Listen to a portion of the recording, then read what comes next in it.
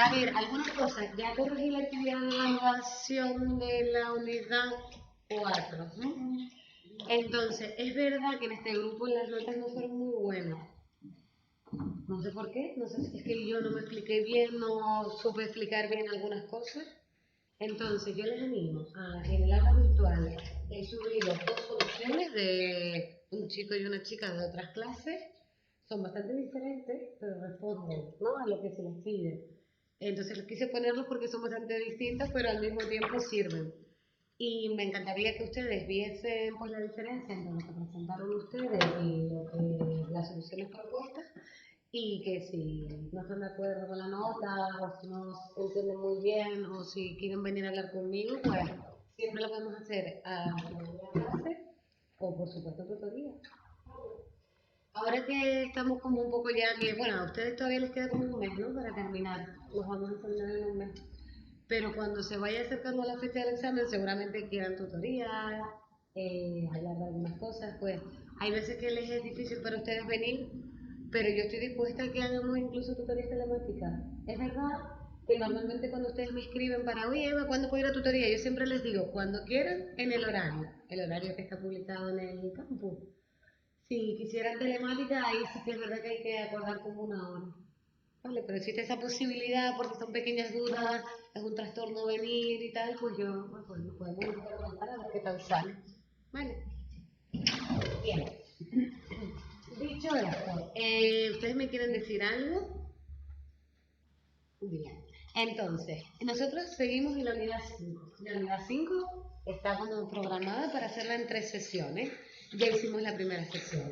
Y en la primera sesión lo que vimos es, pues bueno, que vimos la ley financiera de capitalización simple, básicamente, ¿no? Y estuvimos haciendo una serie de operaciones para poder calcular un capital final, un capital inicial, un tipo de interés, un tiempo.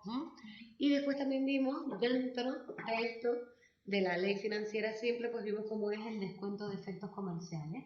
Que nosotros contablemente sabemos cómo contabilizarlo, pero igual no sabemos cómo calcular ese descuento. ¿Qué pasa cuando yo llevo un efecto comercial unos días antes de su vencimiento a cobrarlo?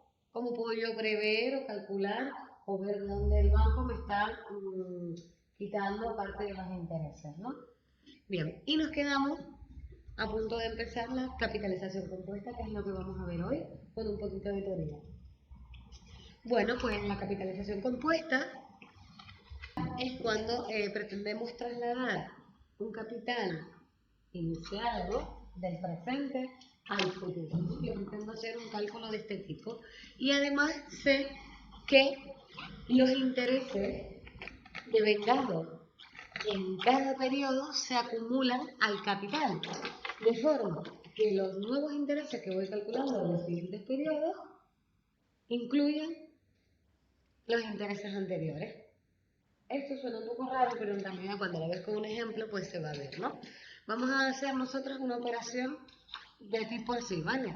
Nos vamos a imaginar que en este caso nosotros tenemos unos ahorros y los vamos a poner en una cuenta de ahorros. Y esta cuenta de ahorros nos va a dar unos intereses y al final de cierto tiempo, pues yo miraré en el banco al final de, por ejemplo, 3 años y veré cuánto capital hay. Entonces, si nos imaginamos esto, vamos a suponer que el capital inicial que ponemos en esta cuenta de ahorros es de 1000, ¿no? Y yo quiero ver cuánto tendré dentro de 3 años. Y sé que el tipo de interés es del 2%. Es parecido a los números de lo que hicimos con capitalización simple para que se vea un poco la diferencia. Entonces, si yo me preguntase qué capital voy a ver yo al final del primer año, pues sería este. ¿De dónde salió la operación? Pues de los 1000 iniciales más el 2% de 1000. ¿Sí? Fue esta operación la que hicimos. Esto con la nomenclatura. Sería así, ¿no? Ven como el C sub 1 porque es el capital final del primer periodo, ¿no?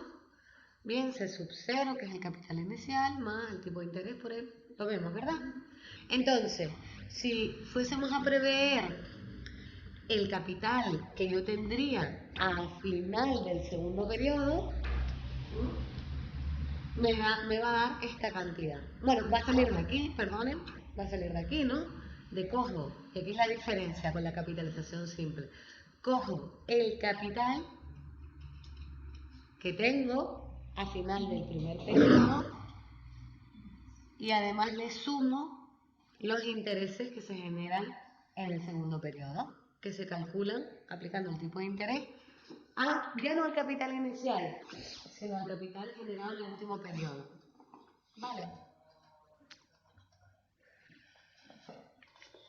Bien, y saldría esta cantidad. Como en capitalización simple, lo hicimos también con estos números y en realidad hasta de cabeza yo podemos saber la diferencia entre capitalización compuesta y simple es que en capitalización simple me hubiese dado 1040. Vale, entonces el tercer periodo ¿cómo sería? Pues me baso para calcular el capital del tercer periodo en el anterior. ¿Sí? Sería así. Y por tanto la cantidad que saldría es esta. ¿Lo vemos?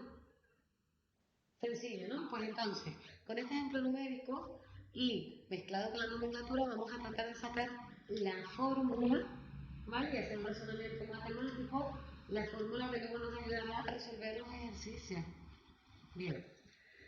Bueno, es verdad que esto de aquí, C sub 1, yo veo que ahí tengo C sub 0 dos veces.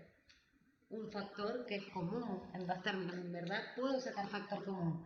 ¿Te acuerdas que lo repasamos en la clase anterior? Esto quedaría algo así.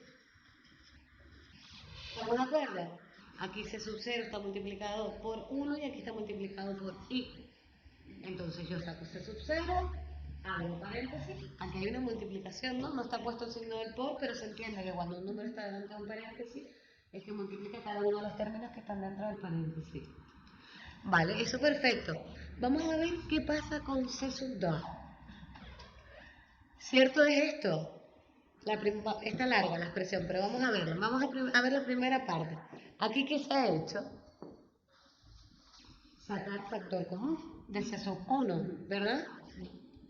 Hasta ahí bien. Pero ¿qué es lo siguiente? Lo siguiente es que C sub 1 no lo voy a poner esta parte, porque esto también es C sub 1. Y lo sustituyo. ¿Y qué se me ha quedado? Que C sub 0, o sea, esto es todo C sub 1. Y luego esta es la de esta parte. ¿Sabes? Entonces, ustedes se acuerdan que el otro día también estuvimos viendo, bueno, no sé si lo llegamos a ver, no lo hemos visto. Hoy vamos a ver dos propiedades de las potencias. ¿Se acuerdan las potencias? ¿Lo que era? Las potencias era algo así, ¿verdad? 2 elevado a 4, por ejemplo, ¿no? Y esto, la forma de resolverlo es hacer 2 por 2 por 2 y por 2. ¿Sí? Vale. Entonces, ahí me está pasando una cosa, y es que ahora en vez de ser un 2, yo veo que 1 más i, que esto al final va a ser un número. Incluso nos podemos imaginar, probablemente sea un 1,05, por ejemplo. O 1,1, o 1, ¿verdad? Porque aquí siempre este tipo de interés será un número decimal. Vale. Entonces, ¿qué me pasa aquí? Que yo tengo esto, ¿no? En esa expresión, digo. Pues esto no deja de ser esto. ¿Vale? ¿Cómo lo saqué? Porque aquí esto en verdad está elevado a 1. Y esto está elevado a 1. Y aquí viene una de las propiedades de la potencia. Y es que cuando dos potencias que tienen la misma base, esto se le llama base, lo que se le hace es sumar los exponenciales. Esto se le llama exponencial. En este caso, lo que está pasando es que 1 más i y le sumo los exponenciales, 1 más 1, que es lo que me da 2. Vale. Esto es importante porque lo estamos utilizando para sacar una fórmula genérica. Entonces, si yo les digo esto, ustedes son capaces de imaginarse cómo va a quedar C sub 2. Eso es un elevado a 2. Podría haber hecho un superíndice, se puede también, ¿vale? Lo verán más adelante. Pero quería ponerles el simbolito del triangulito porque muchas veces en la calculadora ese es el que utilizamos o en el Excel. Bueno, entonces ahí tenemos esa expresión. Todo esto es equivalente, o sea, C sub 2 es esto, pero también es esto. Es lo mismo. Entonces, si yo fuese así, ahora a intentar sacar C sub 3, ¿qué pasará con C sub 3? Claro, yo primero veo esto, ¿verdad? Y de aquí puedo sacar factor común. Así que esto me podría quedar que C sub 3 es igual a C sub 2 por 1 más I. Pero ya, ahora vamos a C sub 2 aquí, voy a hacer una sustitución. Y ahora voy a poner que C sub 2 es, y ustedes la tienen por ahí, es C sub 0, 1 más I elevado al cuadrado. Esto es esto. Y ahora por 1 más I. ¿Y esta expresión cómo se va a quedar? Que C sub 3 es igual a C sub 0 por 1 más I, que es la base, 3 elevado al cubo. Muy bien, a 3. Muy bien. Es sumado, ya está. 2 más 1. ¿Hasta aquí bien? Vale. ¿Qué pasará si el número de periodos no es 3, sino N periodos? Por ejemplo, ¿cómo creemos que quedará esta expresión? Cuando termino aquí, hasta aquí estamos de acuerdo, ¿verdad? Pues ¿cómo quedará esta expresión si ahora en vez de ser 3 es N? Elevado a N. O sea que intuitivamente lo sacamos, sería algo así, ¿no? Esta es nuestra fórmula genérica. Esta es la que vamos a utilizar, ¿vale? Entonces, en capitalización compuesta, la fórmula será entonces que el capital final es el capital inicial por 1 más I, con paréntesis, elevado a N. Y si queremos recordar cuál era la fórmula en capitalización simple, ¿vale? No por nada, sino bueno, para ver la sutil diferencia. C sub N es igual a C sub 0, 1 más N por I. Esa es la diferencia.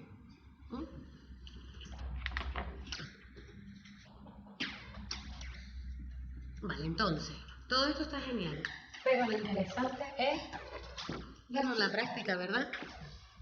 Así que vamos a hacer este ejercicio, que lo que quiero en esta sesión es que comprobemos que sabemos hacer estas operaciones. Y ahora tenemos que ponerlas, así que es un poquito más complicado. Calcular el montante de 100.000 euros al 8% de interés anual al cabo de 9 años. Aplicar la ley financiera de capitalización compuesta. Vale.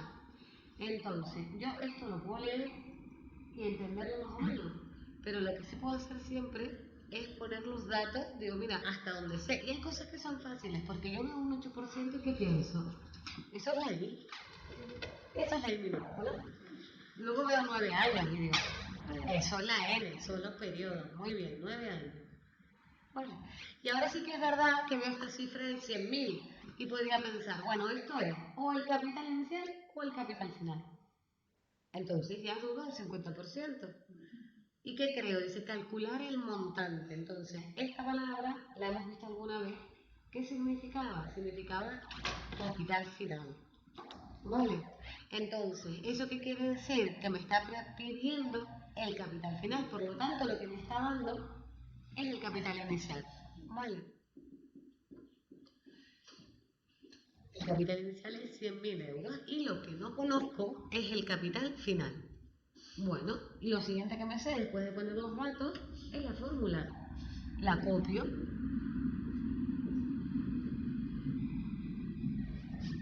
Vale. Y ahora ya de sustituir y ver qué tal me sale esto en cada una de las calculadoras que tenemos. ¿Cómo pongo el tipo de interés? ¿Pongo 8 o 1000? Súper importante ponerlo en tantos por 1. Y elevado a 9, ¿no?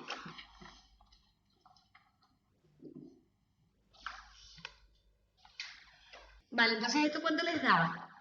199.900 con 5 por Vale, 199.900.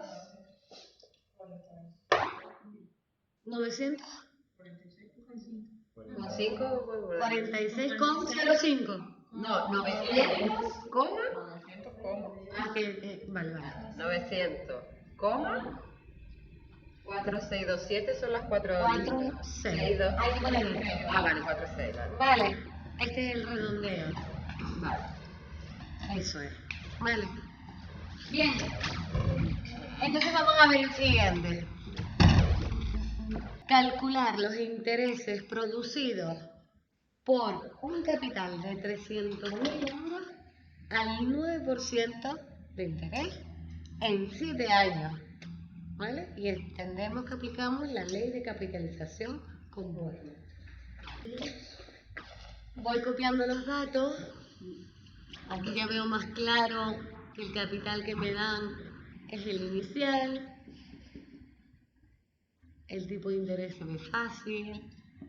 El periodo también. Y como solo me sé una fórmula, pues la escribo.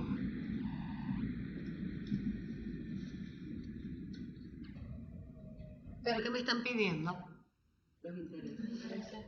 Y se refiere en este caso a la I, lo que podría expresar con I mayúscula. ¿Cómo podría yo calcular los intereses? Dándole el capital final al capital inicial. Muy bien.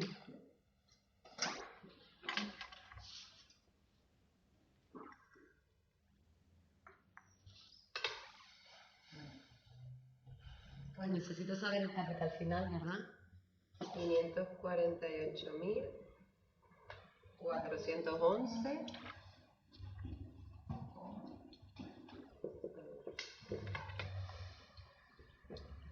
A ver, 547.000, 48. 48.000, 411 con 73. Bueno, 74. y una vez que a todo el mundo le sale, y los intereses, claro, se ve tan fácil hacer 300.000 el capital inicial, 248.411,74. Hay que responder a lo que se pregunte, ¿vale? ¿Qué capital se colocó hace 5 años al 5% anual si al cabo de ese tiempo, ¿vale?, el capital es de 587.000? Y aplicar ley de capitalización compuesta. Aquí a lo mejor hasta me puede ayudar una línea temporal. Por orden, ¿vale? Una es simple, pero cambia el paréntesis va elevado en vez de la n dentro del paréntesis. Bueno, vamos a ver qué está diciendo. Voy a poner un momentito los datos y ahora vemos eso que estabas diciendo y que tiene buena pinta. Espera. 5 años. El capital final es 587.000, ¿no? Entonces, aquí lo que pasa es que yo tengo esta fórmula, ¿no?, que es la única que me sé. ¿Qué es lo que pasa? Que ahora lo que yo no conozco es el sub-cero, es lo que quiero hallar. Todo el mundo se ha dado cuenta de esto, de que lo que yo quiero hallar es el sub-cero. Aquí en realidad lo que voy a hacer es actualizar. ¿Se acuerdan que siempre hemos dicho que, o sea, la ley financiera podría ser de actualización o capitalización? Pues estamos aquí al un capital del futuro, llevarlo para atrás, ¿vale? Se dice que actualizamos. Entonces, ¿qué es lo que pasa aquí? Que yo esto lo podría transformar en esto, y díganme ustedes si están de acuerdo. Esto es lo que yo te entendí, Rubén. Sí. Esto es lo que tú querías decir, ¿verdad? Simplemente, ¿qué he hecho? Lo que multiplicase sub 0, paso dividiendo. Ya está. Además, y esto para quien lo quiera saber, esto es lo mismo que poner esto, ¿vale? A mí es que me gusta mucho trabajar así, para hacerlo todo con la calculadora enseguida, con mi calculadora.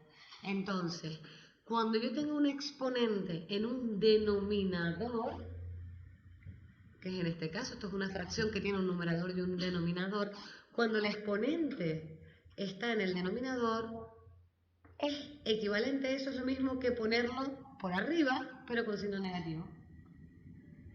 Entonces sustituimos y vemos todo el mundo que compruebe que le sale. También lo pueden hacer, si les gusta más esta, perfecto. 459.929,86 redondeo.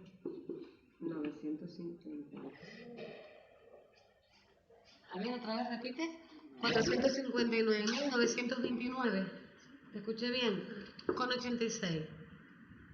¿Le salió así? Bueno, lo leo. Dice, ¿a qué porcentaje anual se colocó un capital de 500.000 euros y a los 5 años el montante era de 529.000? Interesante esto. El número de años, 5 años. ¿Tengo el capital inicial? Sí, y tengo el capital final, vaya. Y me dice que a qué porcentaje. Digo, uy, los porcentajes eran la I minúscula. Esto es lo que me está pidiendo. Podríamos sacar la I grande, ¿no? Podríamos sacar la I grande, eso es muy interesante. Porque yo sé esto. Y grande partido por capital inicial por... Sería 29.000. Muy interesante lo que está diciendo Rubén. A ver si funciona, porque el problema aquí es que es capitalización compuesta. Entonces, cuando estábamos en capitalización simple, sabíamos esto. Pero yo aquí no sé, porque aquí se van acumulando. Entonces, esto igual no me sirve. Vale. Pero bueno, lo interesante es voy poniendo las cosas que sé. Así como yo me tengo que enfrentar en una prueba de evaluación, ¿vale? Voy poniendo lo que sé. Entonces, también me sé esta, ¿no? Entonces, aquí les voy a contar otra propiedad de las potencias, que nos va a venir bien para una cosa que viene un poquito más adelante también, así que merece la pena entenderla. Yo quiero despejar de esta fórmula la I, porque la estrategia de Rubén, que era buena, estaba bien pensada, no nos sirve en capitalización compuesta, ¿vale? Entonces, aquí sí que tengo una I, la puedo intentar despejar. ¿Cuál es el problema? Que está dentro de un paréntesis que está elevado a un número. Vale, así que lo primero que tengo que hacer es hacer desaparecer la N. Y hay algo que yo sé, que todos sabemos de las ecuaciones, y es que una ecuación no pierde su identidad, su igualdad, si yo a ambos lados le hago las mismas operaciones. Por ejemplo, si yo aquí multiplico por 2 y aquí multiplico por 2, el resultado de todo va a dar igual, no cambia, ¿vale? No se pierde la igualdad. Entonces, voy a hacer una cosa muy estratégica, ¿vale? Pero para eso lo que voy a hacer antes es, les voy a explicar las propiedades de las potencias, otra propiedad de las potencias, otra. Y es que, si yo tengo, por ejemplo, una potencia con base 2 que está elevado a 2 y al mismo tiempo está elevado a 3, esto, cuando yo lo resuelvo, se resuelve así. Se multiplican los exponentes, ¿vale?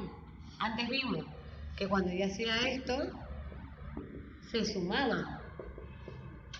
Esta es una de las propiedades que hemos aprendido hace 10 minutos y esta es la que acabamos de aprender. Cuando una potencia está elevada a otra, se multiplican los exponentes y se deja la misma base. Vale. Entonces, ¿por qué les estaré contando yo esto? Porque yo quiero hacer desaparecer esta n y se me ha ocurrido una idea. Vale, lo primero es, para dejar un poco la i un poco más sola, voy a pasar el c sub 0 aquí, ¿vale? ¿Estamos de acuerdo con esto? Solo por dejarla un poco más sola. Ahora, voy a coger y a este lado de la expresión todo y lo voy a elevar a 1 partido n. Y todo este lado de la expresión tengo que hacer exactamente lo mismo. 1 partido n.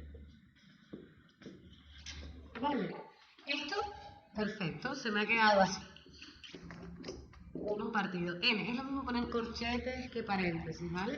Aquí he puesto corchetes porque como aquí ya tenía un paréntesis, pero se podría poner paréntesis y paréntesis y paréntesis. ¿Esto cómo queda? Se me acaba de quedar que 1 más i, y ahora multiplico los exponentes. N por 1 partido n. ¿No? Lo multiplico. ¿Esto qué me da? Realmente esto es n entre n. N entre n, ¿cuánto da? 1. 2 entre 2, 1. ¿No? Entonces, ¿cómo se ha quedado esto? C sub n entre C sub 0, 1 partido n, esto no lo puedo cambiar, y aquí se me queda 1 más i elevado a 1, que es como si no tuviese elevado a nada, ¿no? 2 elevado a 1 es 2, porque solo lo tengo una vez. ¿Vale? Entonces, ahora yo puedo romper este paréntesis, ¿no? Porque es absurdo. Y aquí tengo la relación, pasando el 1 hacia el otro lado restando. ¿Vale? Entonces se me queda que i es igual a c sub n entre c sub 0, todo esto elevado a 1 partido n, menos 1.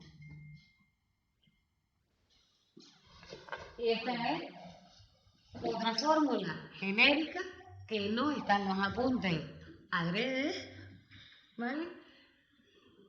¿Por qué? Porque como docente para mí lo interesante es que ustedes hagan este desarrollo y recordamos un poquito pues las potencias, ¿vale? En la calculadora cómo lo hago, ¿eh? Vale, te salió, a ver, sería capital final, 529.000. Yo me voy a ahorrar poner los ceros porque no hacen falta. Si se lo quito a ambos, ¿vale? Y lo elevo a 1 partido 5. Y luego le resto 1. Entonces, esto es muy interesante hacerlo con la calculadora. Vamos a ver cómo nos sale. ¿Cuántos dígitos querías que pusiéramos, profe? Bien, como ahora estamos con un porcentaje, mínimo 4. Entonces, ¿alguien ya lo hizo? 0, 1, 1, 3. Sí, y me va a 0,1133988. Vale, vamos a dejarlo aquí. Que esto es, y ahora voy a pasarme por todos los sitios para que... 1,13, ¿no? Ahora les voy a plantear otro ejercicio, porque si se dan cuenta, hemos ido trabajando con todos, pero no les he pedido tiempo. ¿Qué es lo que pasa? Que aquí habría que aplicar logaritmos. Y entonces, aparte de hablar de las propiedades de las potencias, debemos hablar de las propiedades de los logaritmos. ¿Vale? Como me pareció mucho, vamos a dejarlo aquí y ya está. Vale.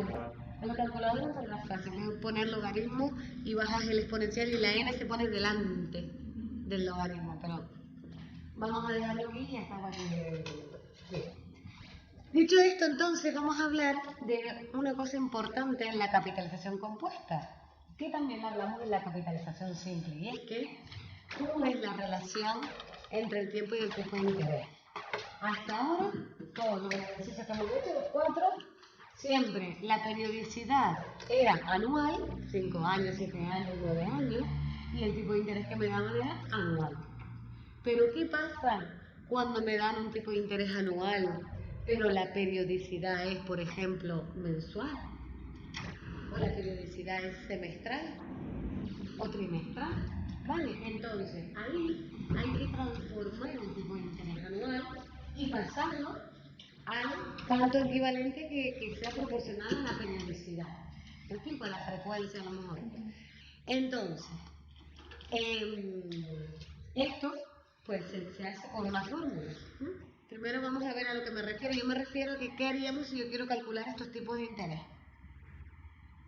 No sé si se acuerdan de cómo se hacía en capitalización simple. Era muy sencillo. Por ejemplo, yo tengo un tipo de interés anual y quiero calcular el semestral. Pues lo divido entre 2. Si el tipo de interés anual es del 10, el semestral es del 5. Solo hacía esta operación, ¿se acuerdan? Pues en capitalización compuesta no va a ser tan sencillo porque como los intereses se acumulan, pues todo cambia. Y la fórmula que se utiliza es esta. Es más compleja, ¿verdad? Bien, esta fórmula para mí, en mi práctica de mi vida, tanto personal como profesional, la he usado. De todas las matemáticas financieras que habré estudiado, esta es la fórmula que he utilizado y que recuerdo que después de años desconectada de lo financiero, tenía que buscar esta fórmula en internet, como el cómo era para pasar, se llama, para pasar de o calcular tantos equivalentes, ¿vale? Aquí vamos a calcular, por ejemplo, a veces me van a dar el tipo de interés anual y yo calcularé el tanto fraccionado que es equivalente al anual. Sí, Vale. eso del TIN y el TAE. Tiene algo que ver, vale, después lo vamos a ver. Vamos primero acá estamos viéndolo todo desde una perspectiva teórica, desde una perspectiva de matemáticas financieras, y luego vamos a hacer esa relación con la realidad, ¿vale?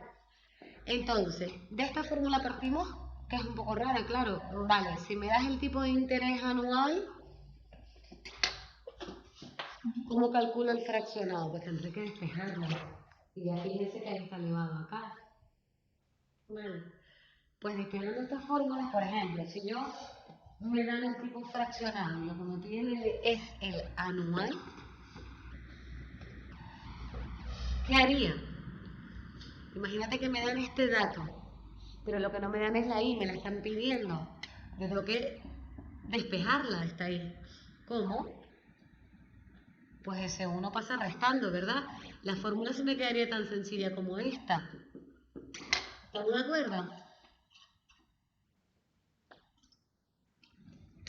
Sí. De todas maneras, ahora cuando hagamos ejercicios prácticos se ve mejor. Pero si lo que me están pidiendo es la ICA.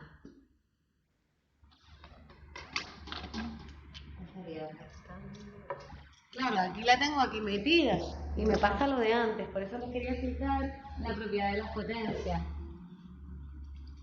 ¿Lo ven? ¿Cómo puedo resolver yo esto? Yo tengo esta fórmula, ¿no? 1 más I es igual a 1 más IK elevado a K. Esta es la fórmula, ¿no? Sí. Que ya que me la sé de memoria. Bueno, pues yo quiero despejar esto de aquí. Está dentro de un paréntesis. Lo que tengo que hacer es eliminar esa K. ¿Cómo? Lo aprendimos antes. 1 más I lo voy a elevar todo a 1 partido K. Y aquí 1 más IK, que está elevado acá, lo voy a elevar todo a 1 partido K. Y hago la misma perrería a ambos lados, ¿lo ven? ¿Y esto cómo ha quedado? Que 1 más I entre K, elevado a 1 partido K, me da 1 más IK. ¿Estamos de acuerdo? Resuelvo esto, que esto me da 1. Y así que tengo que I sub K es igual a 1 más I elevado a 1 partido K menos 1.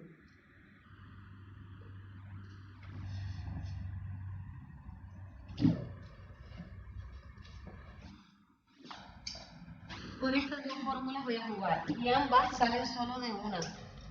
¿Vale? Son estas dos que están aquí.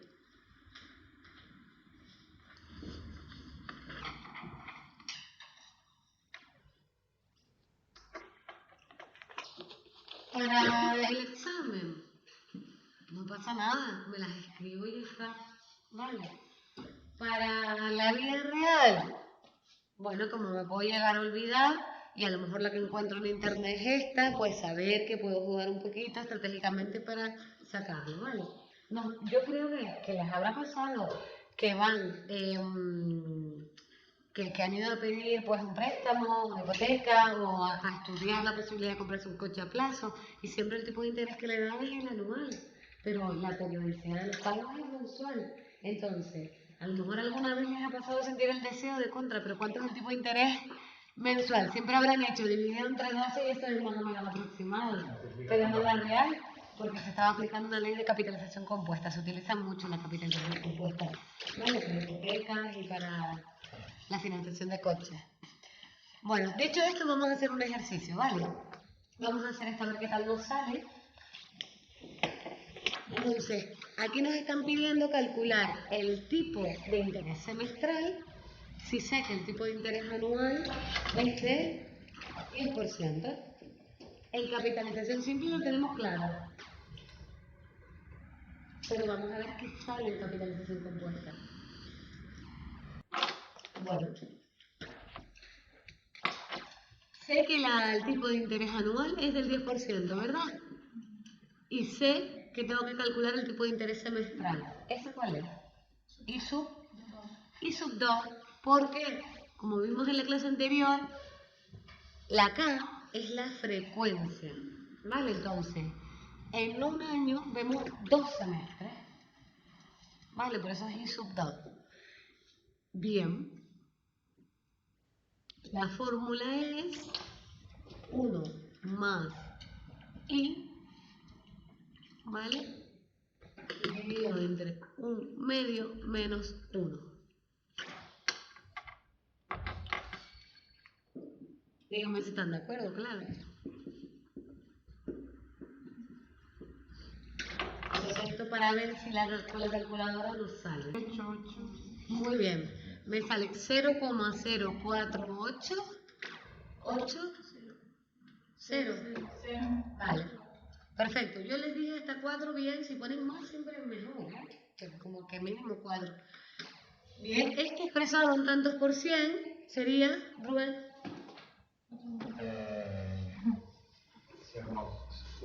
4%. Vale. 4,8. Bien, incluso 88, ¿no? Sí. Vale. ¿Tiene sentido?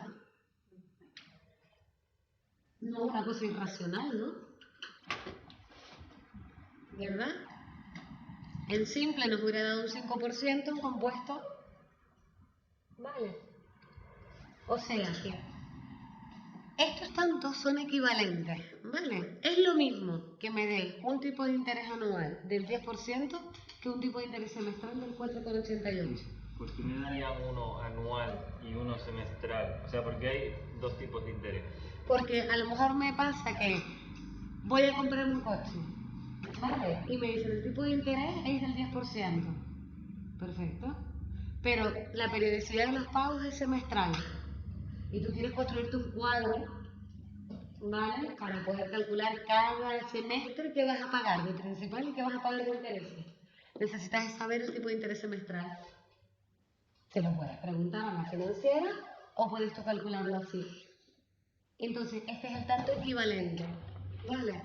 Es lo mismo aplicar 2 veces este tipo de interés en los dos, ¿vale? Te va a salir el mismo interés a pagar que si solo aplicas una vez el 10%. Vale. A mí me gustaría que cuando terminásemos la unidad, que lo terminamos con un presupuesto de tesorería, hay una parte que yo he añadido sobre cómo calcular un préstamo hipotecario. Vale. Y se va a entender mejor la pregunta que tú estás haciendo, porque más en la práctica lo ves. Y nos pasa ese problema, que me dan el TAE o me dan el tipo de interés de la hipoteca anual y yo quiero, pero yo quiero construir mi propio cuadro y ver mensualmente cuánto tengo que pagar. Esta cuota siempre es la misma, quien tenga hipoteca lo sabe, yo pago pues todos los meses 800 euros, pero parte de esos 800 euros, parte es intereses y parte es capital principal y va variando, no es que sea 300 de intereses y 500 de capital principal, sino que un mes es 288 y el otro 520 y tanto, ¿vale? Y así va cambiando. Cada mes es distinto. Entonces, eso lo podemos calcular. Pero para eso tenemos que saber transformar un tipo de interés anual en uno más, en uno fraccionado. Y al revés también, en algún caso nos puede interesar. Vale, pues vamos a hacer otro más. Calcula el tipo cuatrimestral si el tipo de interés anual es del 12%.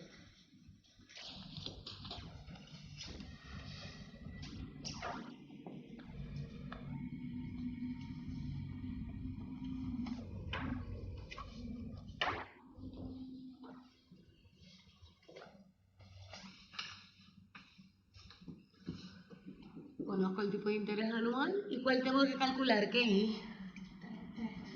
Y son 3, ¿vale? ¿Por qué? Porque un año tiene 3 cuatrimestres y esa es su frecuencia, aparece 3 veces.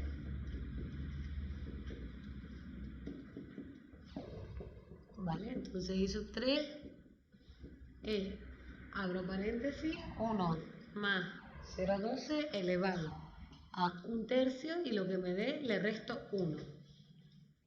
A ver. 0,0385. ¿Vale?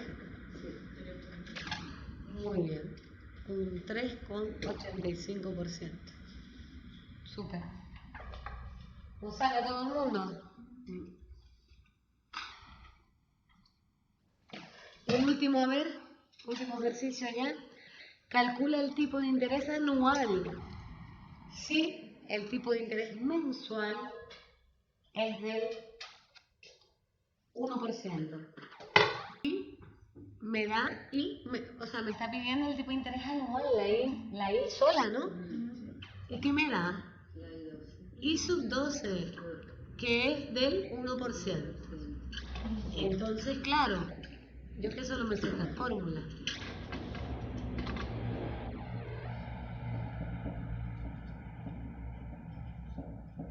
Esto me parece un poquito más fácil, ¿no? 1 más I sub 12 elevado a 12. Y es igual a 1 más 0,01 elevado a 12. Tengo que restar 1, ¿no? Por aquí. Y todo le resto 1. 0,1268. ¿Vale? Que es un 12,68%.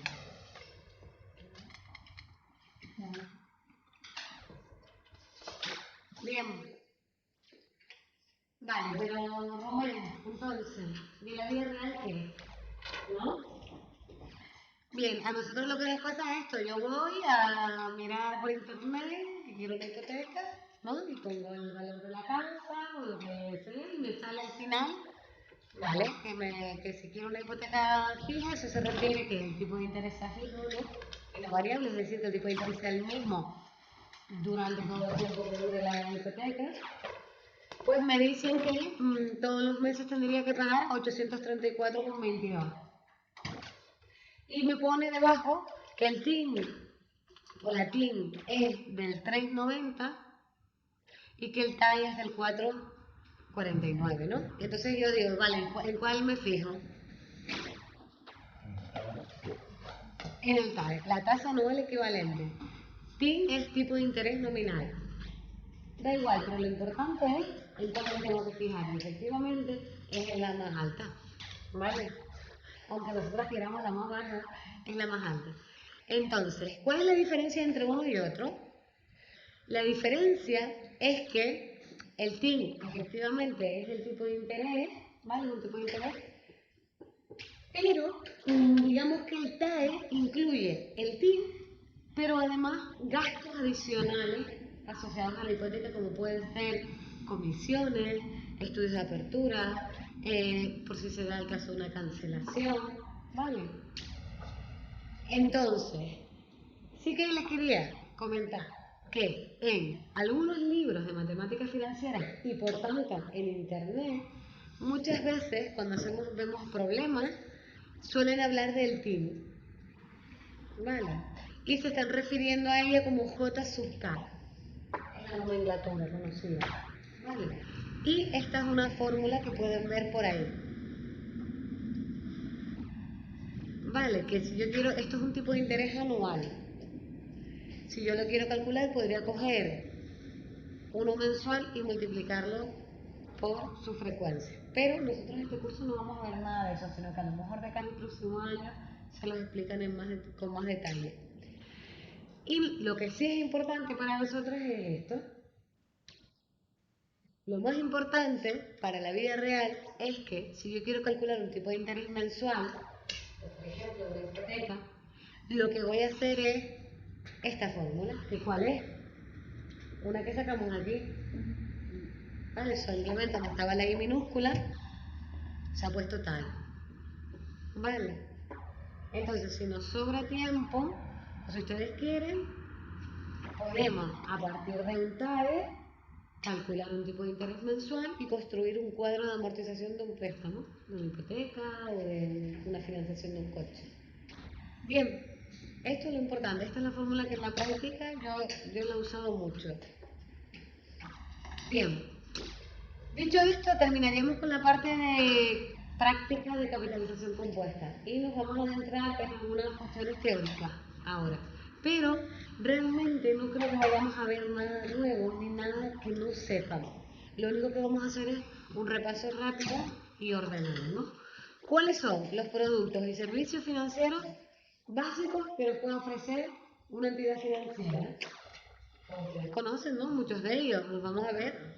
Me dirán si hay alguno que no conozcan. Pero las cuentas bancarias es un servicio que nos prestan, ¿verdad? Nos permiten nuestro dinero, que si no tendríamos debajo del colchón, nos permiten poderlo tener en el banco y que nos lo guarden, ¿no? Nos ofrecen, ¿no?, la posibilidad de usar tarjetas de crédito y de débito. Nos conceden préstamos o nos permiten pedir líneas de crédito. Esto normalmente más a los negocios.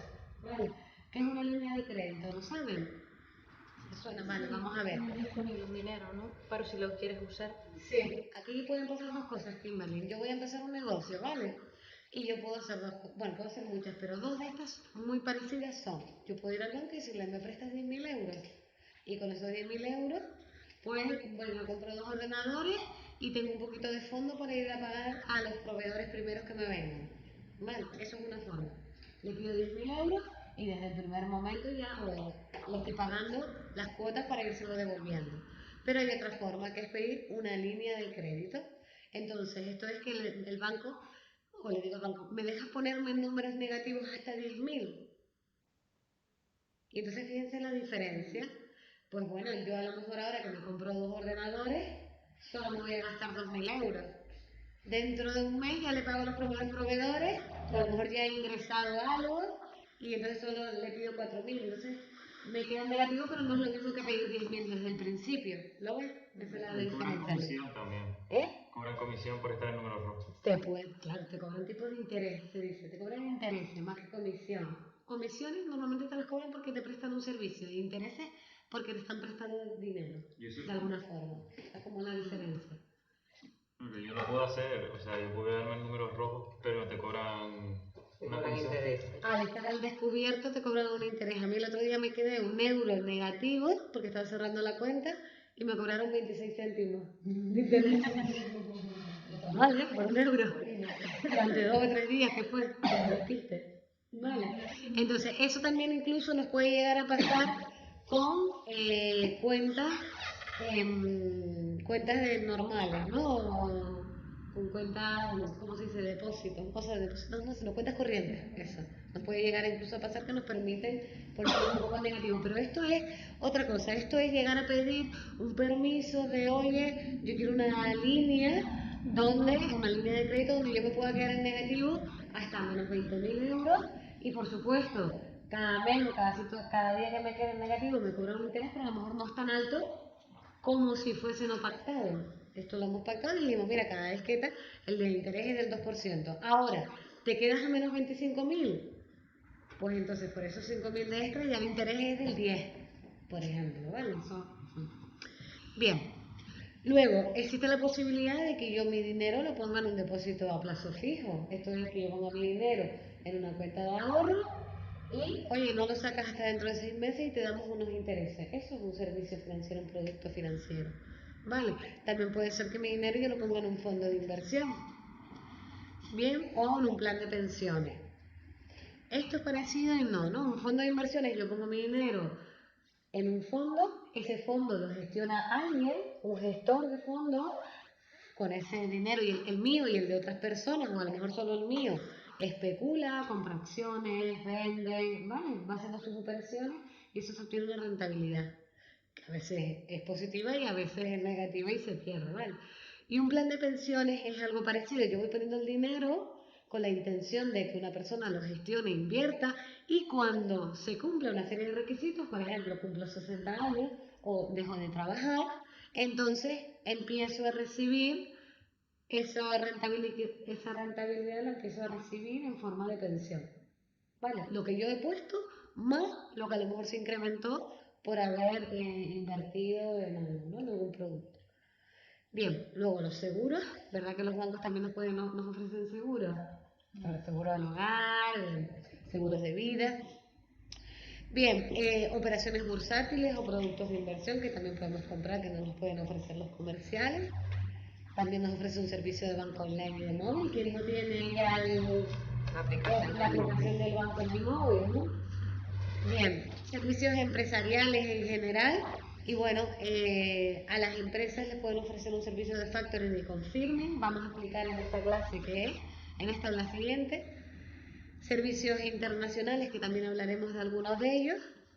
Y bueno, para las personas que tienen mucho patrimonio, pues tienen servicios también de gestión de patrimonio, ¿vale? Para ayudarles, ¿no? Hay veces que eres millonario y algo tienes que hacer con tu dinero, ¿no? Para sacarle mayor rentabilidad, pues los bancos te prestan un servicio de ayudarte a ver qué puedes hacer con todo ese dinero. Bien. Otro apartado. ¿Qué normativa, ¿vale?, nos puede afectar con esto de la gestión de los cobros y de los pagos? ¿Vale? Hay muchísimas normativas, pero quizás estas 6 leyes que les voy a poner son algunos de los que nos deberían de sonar, o que no las escuchemos por primera vez cuando estamos trabajando, ¿no? El Código de Comercio, ¿vale? Es una norma muy, muy importante. La Ley de Sociedades de Capital es fundamental. Esta ley, digamos que es como la que explica pues, cómo se constituye una empresa, ya sea una sociedad limitada como una sociedad anónima, cómo se nombran los administradores, a los socios, cuál es el capital que hay que aportar, cuándo tiene que haber reuniones, cómo es si queremos disolverla, ¿vale? Un montón de cuestiones de estas que también, bueno, cuando tú tienes una empresa con otras personas, el tema del dinero, de los pagos y de los cobros no se puede hacer tampoco de cualquier manera, ¿vale? No puede llegar uno y sacar todo el dinero y instalar nada más. Entonces, hay parte de esto de los cobros y de los pagos que viene gestionado aquí, ¿vale? Luego, otra norma importante es la Ley General para la Defensa de los Consumidores y de los Usuarios. La Ley de Morosidad es muy importante cuando empieza a haber ya retrasos en los pagos o en los cobros. El reglamento del libro de registro de facturas, esto lo hemos visto en la práctica cuando hemos hablado de cómo son las facturas, por ejemplo. Vale, hay un artículo que es el artículo 6 que explica cómo, oye, la factura tiene que tener fecha, tiene que tener número, tienen que aparecer los datos y todo eso. Pues en este mismo reglamento también hay reguladas cuestiones relacionadas con la gestión de los cobros y de los pagos. Y por último, una ley muy importante es la ley 19/1985, de la ley cambiaria y del cheque. En esta vienen reguladas un montón de cosas sobre cómo funcionan los pagarés, las letras de cambio, los cheques, todo esto. Bien, dicho esto, otro apartado. Es que este apartado es como muy teórico y los apuntes lo tienen un poquito más desarrollado. ¿Qué medios de cobro y de pago existen en España? Bueno, pues existe el pago en efectivo. Es importante saber que no se pueden hacer pagos de más de 1.000 euros. ¿Vale? Esto ha ido cambiando. Hasta hace unos años era 3.000 y ha ido pues, cada vez reduciendo. Bien, otra forma de pago es el cheque. ¿Vale? Se le entrega un cheque y esa persona va con el cheque a cobrarlo al banco, a la entidad bancaria. Bien, otra es, se ve un poquito borroso, un pagaré. Vale, en rojo está indicado pues que, bueno, aquí vemos la entidad bancaria, aquí vemos que aquí pondríamos el número de cuenta bancaria al que está asociado este pagaré, el importe monetario es el nominal del pagaré, ¿vale? La fecha de vencimiento es el número 3, el número 5 va pues, a quién va dirigido, o sea, quién es el que tiene derecho a cobrar este pagaré. El número 6 es poner la cantidad de euros, pero escrita. ¿Alguien de aquí ha rellenado alguna vez un pagaré? Vale. Bien, y bueno, aparecen más datos como que lo tiene que firmar la persona que debe el dinero. Bien. ¿Y esto qué es? Letra de cambio. Esto es más o menos una letra de cambio, ¿vale? Esto lo vamos a comprar como honestante y pagamos un timbre, ¿vale? Que es el impuesto de actos jurídicos documentados, un pequeño, no sé, y esto, la particularidad es que la suele rellenar, el pagaré la rellena la persona que debe el dinero, ¿no? Porque le está diciendo al otro te pagaré. Pero este documento lo suele rellenar, a veces, la persona a la que le deben dinero, digamos. Bueno, pues lo pueden hacer las dos partes porque lo importante es que esté el documento. Pero sí que es verdad que, bueno, pues más o menos aquí vemos el lugar donde se emite la letra, pues la moneda, la cantidad, la fecha de vencimiento, ¿sí? Aquí también se va escrita la cantidad, bien. Y aquí va escrito, pues, la persona física o jurídica a cuya orden se hará el pago. ¿vale? ¿Para quién va dirigido? O sea, ¿quién lo va a cobrar? Sí, exacto, ¿quién lo va a cobrar? Muy bien. Y entonces, quien lo va a cobrar firma aquí y el que debe el dinero acepta. ¿Vale? El que debe el dinero se le llama librado. ¿Vale? Y a quien va dirigido, el librado. ¿Sí? Bien.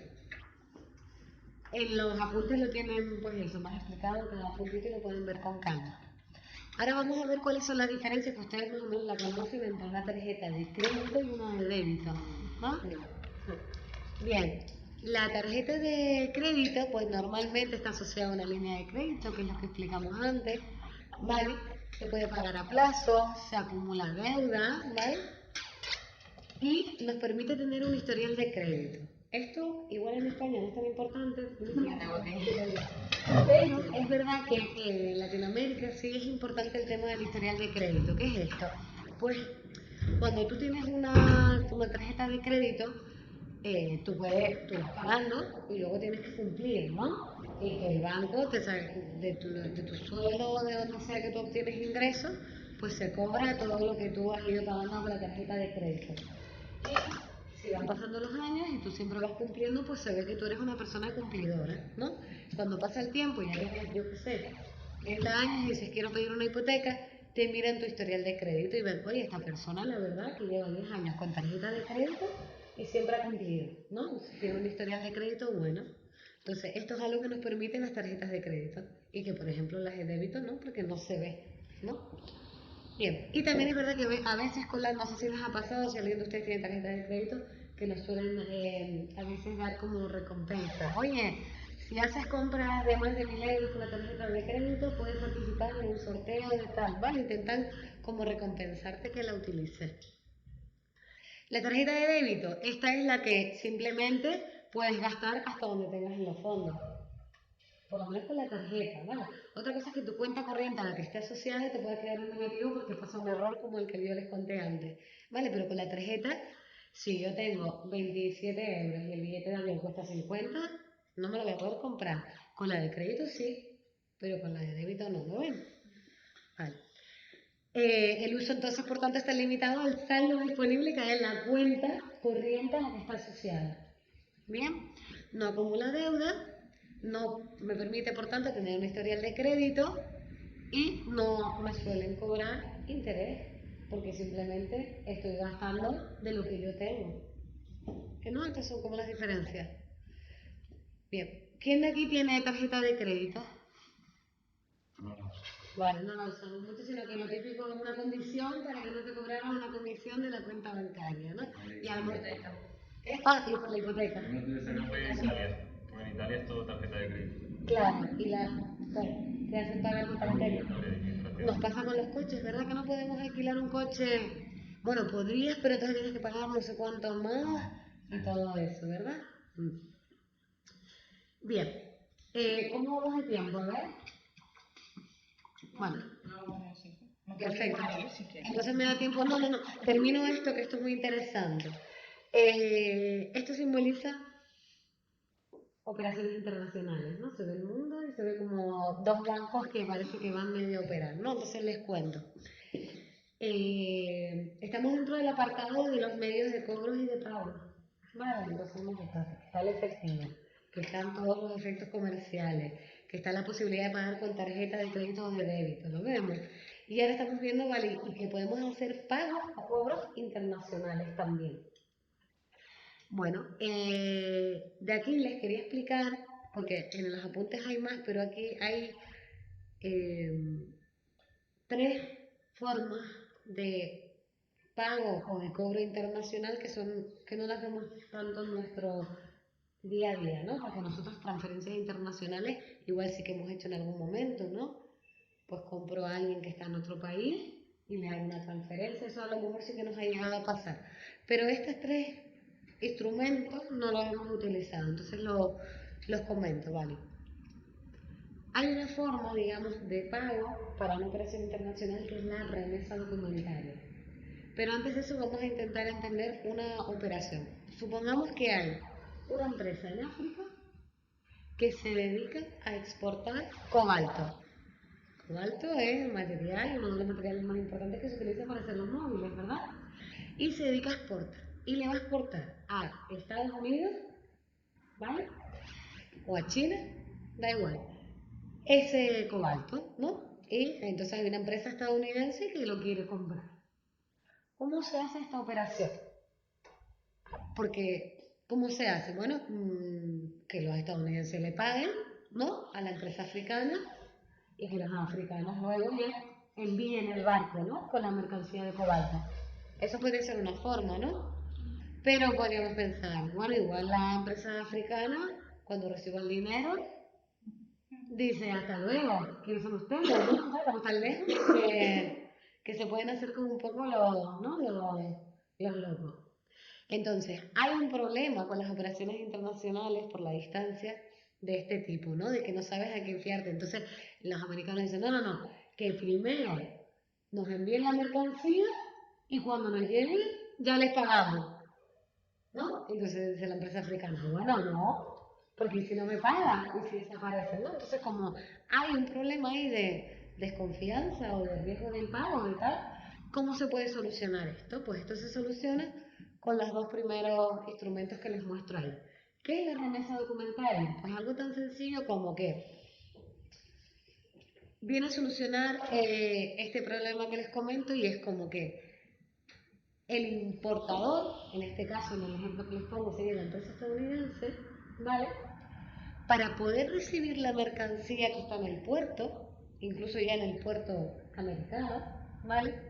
Necesita entregar una documentación, como por ejemplo la propia factura que demuestre que él es dueño de ese contenedor que acaba de llegar, ¿vale? Necesita cierta documentación, ¿vale? Pues, ¿cómo la recibe esa documentación? La recibe cuando le paga a la empresa africana a través de una entidad financiera, ¿vale? Entonces, la remesa documentaria se hace a través de una entidad financiera, ¿vale? Y supone que la empresa africana envía el contenedor de cobalto, ¿vale? Se envía, perfecto, y no ha cobrado. La empresa americana quiere coger el contenedor de cobalto. No puede porque no tiene la documentación.